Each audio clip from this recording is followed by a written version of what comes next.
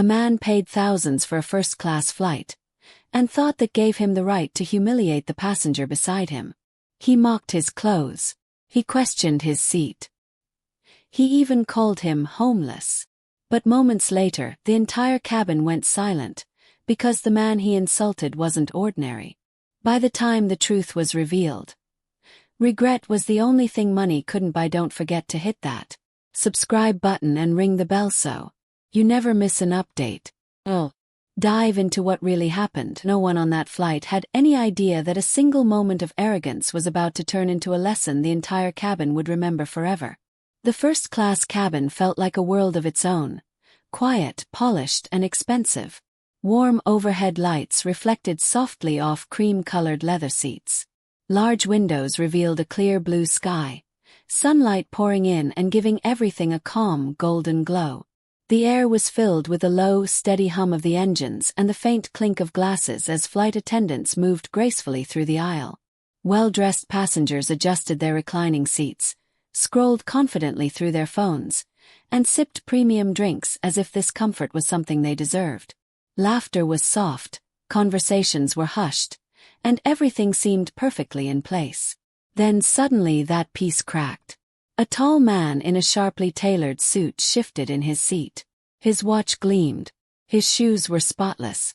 As he glanced to his left, his expression hardened with clear irritation. Sitting beside him was a man who looked completely out of place, at least in his eyes. The man wore a simple black jacket, faded jeans, and worn boots. His hair was slightly messy, his beard untrimmed, and there was nothing flashy about him at all.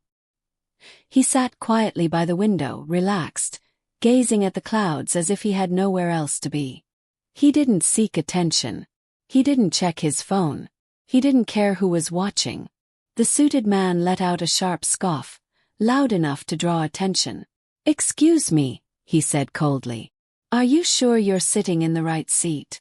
The casually dressed man turned his head, clearly surprised by the tone but not offended. He looked at his boarding pass again, then up with a calm, polite smile. "Yes," he replied gently. "This is my seat." The suited man laughed quietly, shaking his head in disbelief. "First class isn't cheap," he muttered, making sure others could hear. "People like you usually sit in economy." A few nearby passengers glanced over. Some exchanged awkward looks. A couple even smirked, silently agreeing. Others stared straight ahead, pretending not to notice, uncomfortable with what was unfolding. The casually dressed man didn't argue. He didn't defend himself. He simply nodded once, turned back toward the window, and continued watching the sky, silent, calm, unbothered. What no one in that cabin realized in that moment was simple yet shocking. The man being judged for his appearance was not just another passenger. They were sitting right next to Keanu Reeves. The suited man wasn't finished. Not even close. What began as quiet judgment quickly turned into open humiliation. With a sharp flick of his wrist, he waved a flight attendant over, his face tight with annoyance. His voice raised just enough to ensure the entire row could hear him. "I paid a lot of money for this seat," he said loudly, leaning back with arrogance. "I don't want to sit next to someone who looks homeless." The words cut through the cabin like a sudden slap. Conversations stopped. Glasses paused mid-air. The gentle hum of the plane seemed louder than before, as if the aircraft itself had sensed the tension. A few passengers turned their heads instantly, eyes wide. Others shifted uncomfortably in their seats, already regretting being close enough to witness the moment.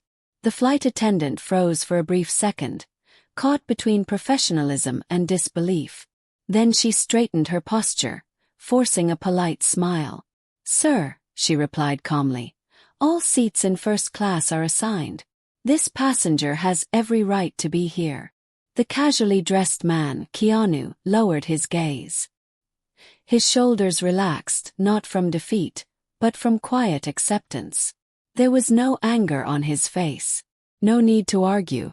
Only a hint of embarrassment, the kind that comes from unwanted attention rather than guilt. "I'm fine," he said gently, his voice soft but steady. Really? There's no problem. That calm response should have ended it. Instead, it fueled the fire. The suited man scoffed again, shaking his head in disbelief. Unbelievable, he muttered loudly. This airline clearly has no standards anymore. Whispers rippled through the surrounding seats. A woman across the aisle frowned. An older man clenched his jaw. A few passengers avoided eye contact altogether, pretending to scroll through their phones, desperate to escape the discomfort without getting involved. Keanu reached into his bag and slowly pulled out a book. He adjusted his seat, crossed his legs, and began reading as if none of it mattered. His calm presence felt almost unreal, like a quiet island surrounded by rising waves of arrogance.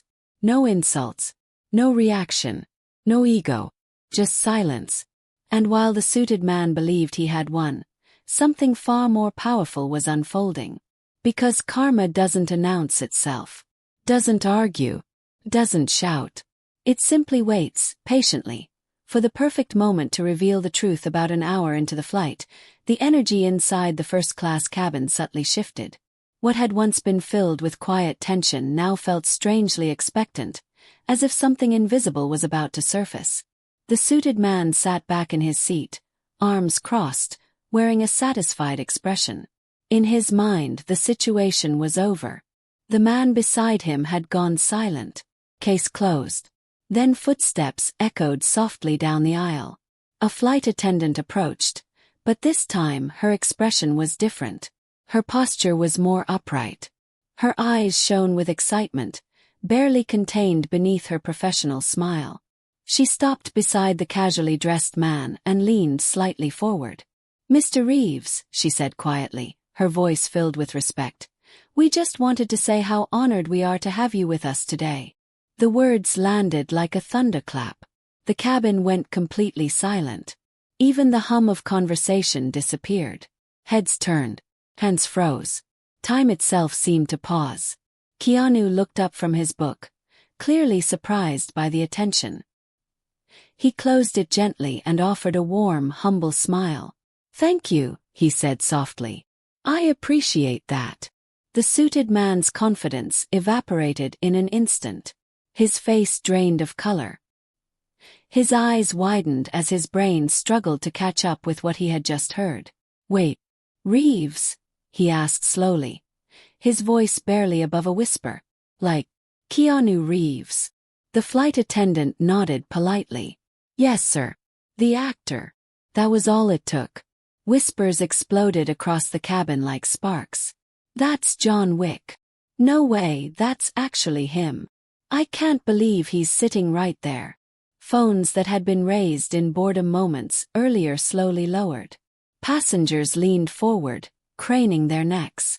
Eyes widened with shock, disbelief, and sudden recognition. The man who had been mocked for his simple clothes, the man who had been insulted, judged, and dismissed, was one of the most respected, successful, and beloved actors in the world. The suited man swallowed hard. His throat felt dry. The seat that once made him feel powerful now felt unbearably tight. I didn't realize," he stammered, his voice cracking. "I'm sorry." Keanu turned toward him calmly. There was no triumph in his eyes. No smug smile. Just quiet understanding. "That's okay," he said gently. "It happens." But even as the words left Keanu's lips, the damage was done. The truth had been revealed. And regret had already taken its seat. Right beside him. The suited man shifted uncomfortably in his seat, no longer able to hide the weight pressing down on his chest. The expensive fabric of his jacket suddenly felt tight, almost suffocating. For the first time since boarding the plane, he avoided looking at the man beside him. "I'm sorry," he said quietly, his voice stripped of arrogance. "I judged you. I shouldn't have." Keanu slowly closed his book and placed it on his lap. He didn't rush to respond. There was no dramatic pause, just calm presence, as if he wanted the moment to remain human, not theatrical. "You know," he said kindly, his tone warm and thoughtful, "people are more than what they wear. Comfort doesn't always look expensive. The words landed softly, but they carried the weight of truth. They struck deeper than any insult ever could. The suited man nodded, his eyes fixed on the floor. Shame replaced pride. He realized that despite his wealth, his confidence had been fragile, built on appearances rather than character. Around them, passengers watched in complete silence. Some shifted in their seats, replaying earlier moments in their minds. A few felt embarrassed for the smirks they had shared. Others felt something different, something inspiring. A woman across the aisle leaned toward her companion and whispered, "That's real class." Keanu didn't linger on the moment. He didn't lecture. He didn't make it about himself. He simply returned to being who he had always been: quiet, respectful, and grounded. For the rest of the flight, he spoke politely with the cabin crew, thanking them by name when possible. He signed a few autographs and smiled for photos, but only when passengers approached him with genuine respect and kindness. There was no sense of entitlement, no demand for attention. He never bragged about his success. He never corrected anyone who had mistaken him earlier. He never asked for special treatment. While others tried to impress with labels and status, Keanu let his actions speak. In that first-class cabin, surrounded by luxury and ego, one truth became clear to everyone watching. True status doesn't need to announce itself. True confidence doesn't shout. And true class can't be bought. No matter how much money you have. When the plane finally touched down, the cabin remained unusually quiet. The familiar sound of seatbelts unclicking echoed softly, but no one rushed to stand. It was as if everyone needed a moment to process what they had just witnessed. One by one, passengers slowly rose from their seats. As they passed by, many stopped beside Keanu, not with excitement or cameras at first, but with gratitude. They thanked him, not for his legendary movies or iconic roles, but for something far rarer: his humility. A woman smiled and said, "You reminded us what kindness looks like." An elderly man nodded respectfully, offering a silent gesture of appreciation. At the very end of the line stood the suited man. He waited until the aisle cleared, his head slightly bowed, his confidence replaced by reflection. When he finally spoke, his voice was steady but sincere. "I won't forget this," he said. "You taught me something today." Keanu met his eyes and offered a warm, genuine smile. "I'm still learning too," he replied quietly. There was no lecture, no dramatic ending, just two people sharing a moment of honesty. As Keanu stepped into the aisle, he reached for his own bag. No assistant, no entourage, no special treatment. Dressed simply, he thanked the crew once more and walked off the plane like any other passenger. But the cabin felt different now. Something had changed. That flight didn't just travel thousands of miles through the sky. It traveled through ego, through judgment, and straight into truth. It stripped away false ideas of status and replaced them with something real. Passengers carried more than luggage that day. They carried a lesson.